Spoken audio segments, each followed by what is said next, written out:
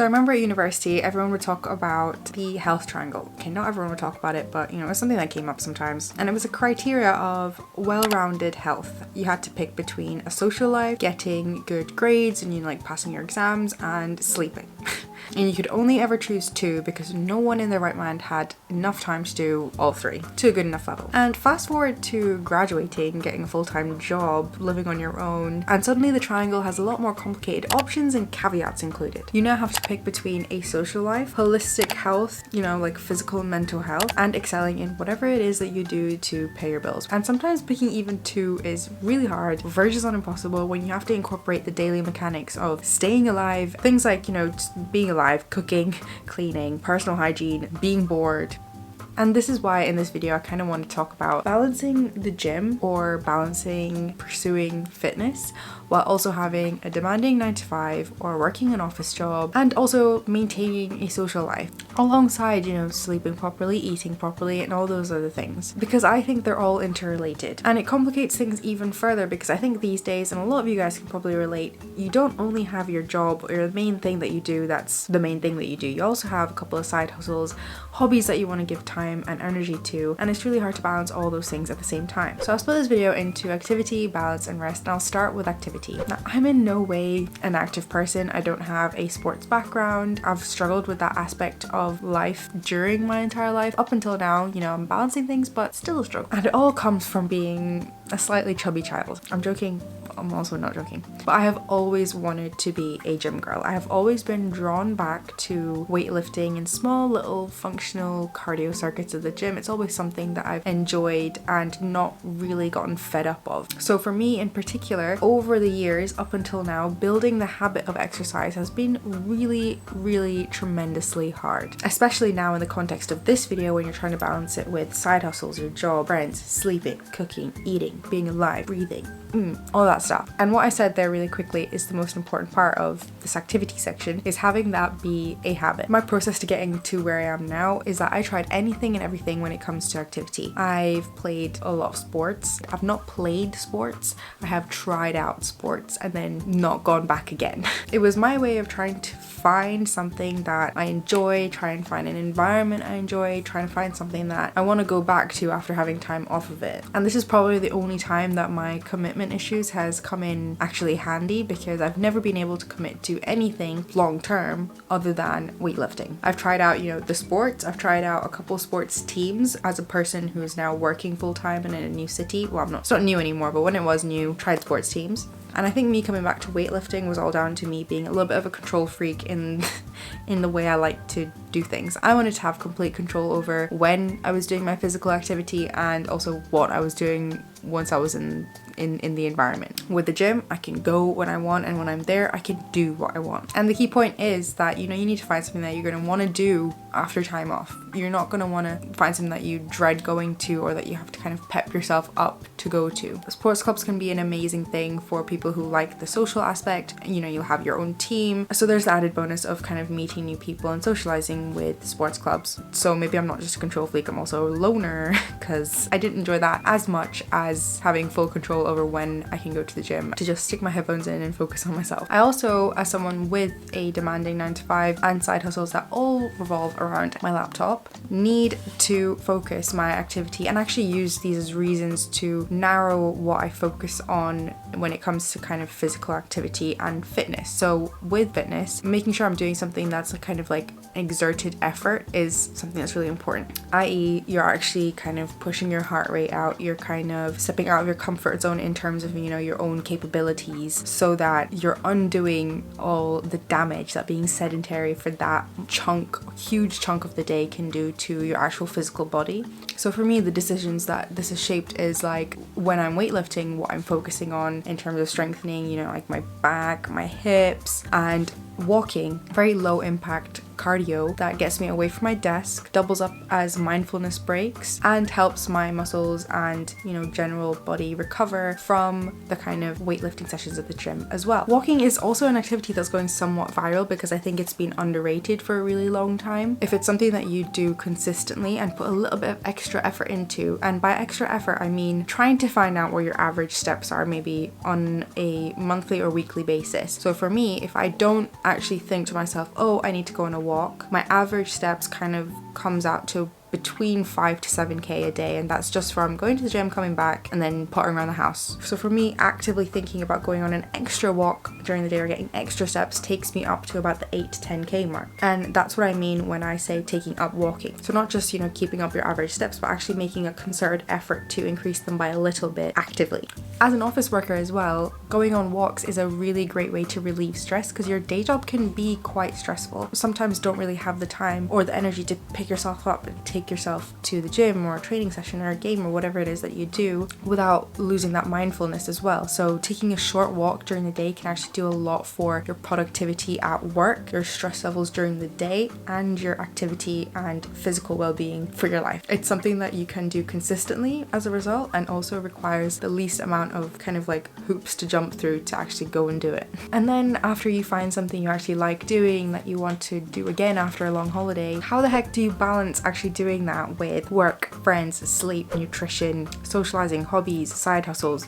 It can get a bit crazy. And one thing I've realized after failing to actually do this over the 20 something years of my life is that you have to take it slow, and that slow is actually the mainstream. It is the foundation. I don't know who thought of the idea that it was normal to do all of these things and do them well during the week for you to be a high functioning person, because it's wrong. You have to accept that you can't do it all every day, every week, every month, and that actually doing it all in its entirety and its being is a myth. No one is out here balancing all these things correctly in a week, and if they are, they're getting help somewhere. Things you have to focus on are slow and steady consistency, and also prioritizing the things that you know are going to make you feel good when you go to sleep at night. For example, if you're trying to go to the gym and you want to go 5 times a week, and going 5 times a week means that you have to continuously turn down friends to go to social events, and that makes you feel crap, 5 times a week is probably not going to work for you long term. Even if you're going 5 times a week, because you're always going to have that deficit of the socializing that's going to make you feel unhappy with your week and feel like you're not excelling in all of these areas in life that you personally want to excel at. You have to realize that exercising as well as focusing on your mental health is something that's good for life in general,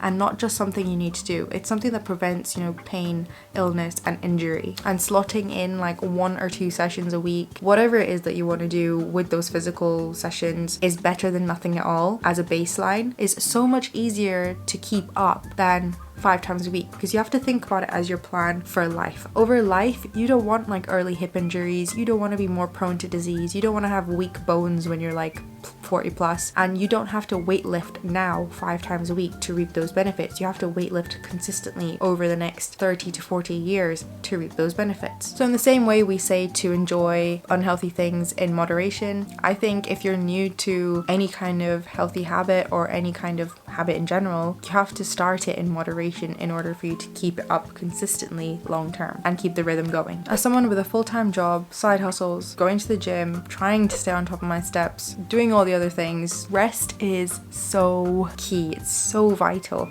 and you can't really sacrifice it for anything thinking that it's going to make the other thing better, i.e. sacrificing a couple hours of sleep to squeeze in a workout, or squeeze in some extra work, or squeeze in a night out. And when I'm talking about rest, I'm actually not always talking about sleep, and I actually used to confuse the two. I used to think about it like this: if I was taking a rest day from the gym, I'd get my 15k steps in, get all my socializing in, get all my work done during the day, and go right back to the gym the next day. And guess what? That's not rest. It's physical rest because you're not actually working out that day, but it's not a rest from general activity, the general pace you're going at with your life. And of course, focusing on your physical health, i.e. sleeping, or resting from the gym, i.e. not working out, and getting those 7 to 9 hours of quality sleep is essential. But if you're trying to balance physical activity and fitness with a busy full-time job and a busy social schedule and all these personal and mental health goals that you have, you need to allow your body and your mind to recover properly. And then the key thing is actually letting your body recover. And this is something I used to do with massage balls, bands, and some forms of yoga that are just kind of like deep stretching. And today I'm really excited that Hydragun have actually gifted me something I've wanted to try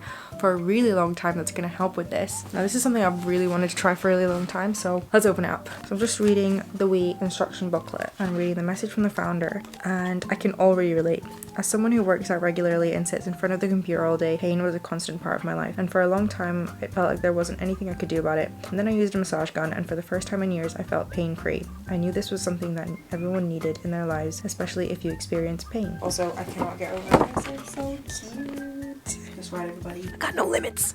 I'm actually a little bit nervous to use this today because I'm super sore, but something I actually really want to use this gun for, and actually something I wanted to use it for when I first heard about massage guns, is actually on your traps and your upper back muscles, which for me gets super sore after a full day of working and like sitting at my laptop, because I do not have the best posture when it comes to working. But this little kit has so many attachments, and I'm getting even more excited to use it now, even as someone who's just, you know, an office worker and someone who's trying to build a booty. I'm going to try and use the larger soft head for my traps. Okay, that was low-key insane. Okay, so here's the wee gun. I'm gonna turn it on and you will be able to see how fast it goes. Alright, so that is the lowest speed. I'm not even sure if the camera's picking up how fast this is going.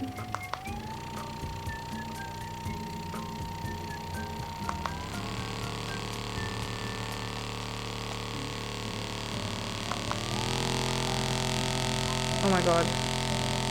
I'm scared. Oh my god.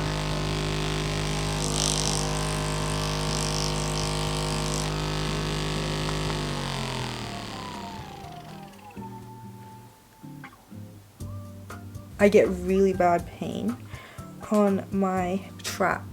It's not, I don't know if it's directly my traps, but basically my upper shoulders here, and sometimes what relieves it are like the little T-spine rotations before bed. So I'll still be doing those because those are good to do through. Oh. Okay. That's really good. Oh my god, my whole body is like shit. Can you see my like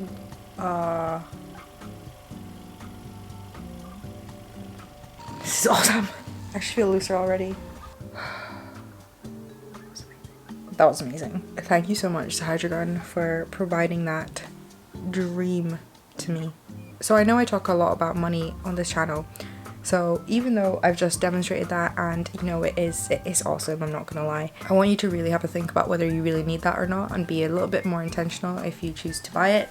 If you do choose to buy it, I have a little discount code in my description, and I've also linked the Hydragun website so you can have a read about what the gun is and kind of the benefits that it's provided to people and athletes around the world. But just to finish up the point about rest, you have to think about what kind of rest it is that you need, because it's not always physical rest, especially if you're someone that incorporates fitness into your daily life. I spoke a little bit about this in my video on avoiding burnout and finding purpose in your 20s, and the thing I mentioned a lot in that video was that rest takes many forms. It can take the form of an unproductive day, it can take the form of saying no to social plans and not people pleasing, and not, you know, forcing yourself to be in a place that you don't want to be with people you don't even like, and it can be just letting yourself get bored and giving your mind a break. You need to find what kind of rest makes you feel rested and do it often. And that brings me to the end of this video. I have a lot more to say on incorporating fitness into your 9-to-5 life. I will do this probably through vlogs in the future because it's something that I'm getting on top of more regularly now, and have established a bit more of a routine with myself as well. So thank you for watching this video, and if you have any tips for keeping up a active and healthy, happy, fit lifestyle alongside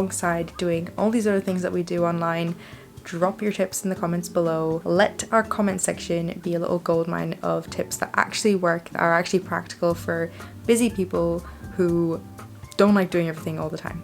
Thanks for watching, and I'll see you next week.